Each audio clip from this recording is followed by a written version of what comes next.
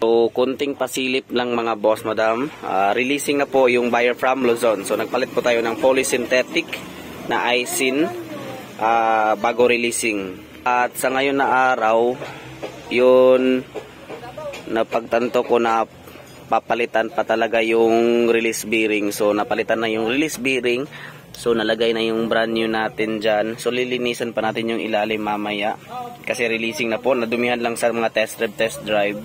So, yun. Konting pasilip lang. May ipopost lang ako na video vlog sa buyer from Luzon. So, yun.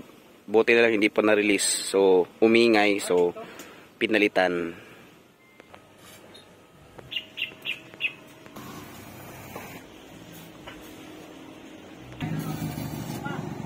So, yun lang mga boss, madam. Kunting pasilip lang. Abangan na lang yung full video vlog or maggawa ko ng video na may music or basta sa reels mga boss, madam.